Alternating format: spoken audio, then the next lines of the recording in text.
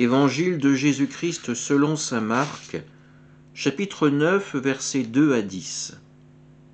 En ce temps-là, Jésus prit avec lui Pierre, Jacques et Jean, et les emmena, eux seuls, à l'écart sur une haute montagne. Et il fut transfiguré devant eux.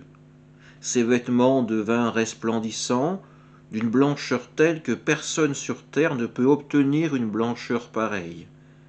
Élie leur apparut avec Moïse, et tous deux s'entretenaient avec Jésus. Pierre alors prend la parole et dit à Jésus, « Rabbi, il est bon que nous soyons ici. Dressons donc 3 tentes, une pour toi, une pour Moïse et une pour Élie. » De fait, Pierre ne savait que dire, tant leur frayeur était grande. Survint une nuée qui les couvrit de son ombre, et de la nuée une voix se fit entendre. « Celui-ci est mon fils bien-aimé, écoutez-le. » Soudain, regardant tout autour, ils ne virent plus que Jésus, seul avec eux. Ils descendirent de la montagne, et Jésus leur ordonna de ne raconter à personne ce qu'ils avaient vu, avant que le Fils de l'homme soit ressuscité d'entre les morts.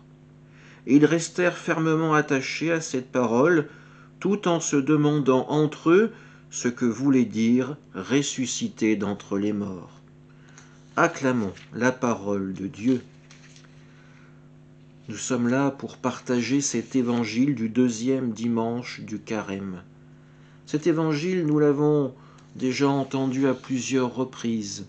Ce passage où, sur cette montagne, Jésus est transfiguré. Il préfigure déjà ce que sera sa gloire après sa résurrection. Jésus n'est pas seul. Il y a Moïse et il y a Élie. 2 grandes figures de l'histoire du peuple d'Israël. Et mettons-nous à la place de Pierre, nous aussi, dans cette situation, nous serions dépassés. Alors Pierre prononce certainement les premières paroles qui lui viennent à l'esprit. Il est là, sur cette montagne, symboliquement le lieu où on peut se rapprocher le plus de Dieu. Sur cette montagne, il y a ces 3 figures qui sont la présence et la parole de Dieu sur terre. Alors Pierre n'a qu'un désir, c'est de rester là, dans cette béatitude. Mais la mission de Jésus n'est pas terminée, elle ne ferait presque que commencer.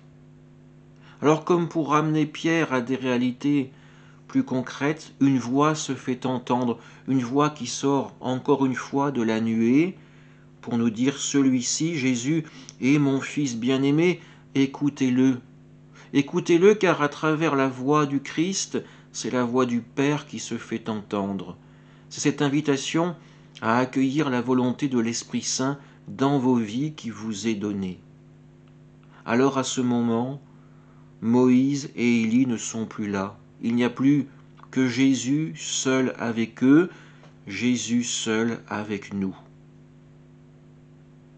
En descendant de la montagne, Jésus donnera encore une fois une consigne à ses apôtres, de garder pour eux ce moment privilégié, mystérieux de la transfiguration, jusqu'à ce qu'il soit ressuscité d'entre les morts.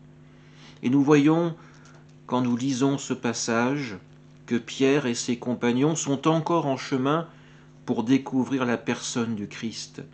Ils ne comprennent pas encore ces paroles.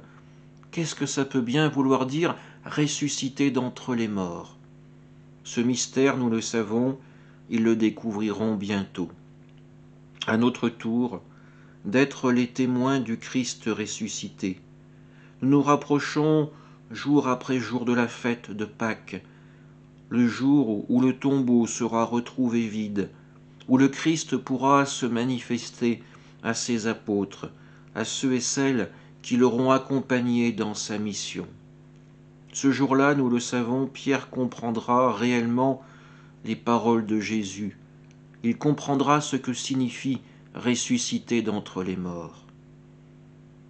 Que ce carême soit pour nous le temps de la prière, le temps du cheminement humble et confiant, en compagnie des apôtres, pour aller jusqu'au Christ ressuscité dans le royaume du Père.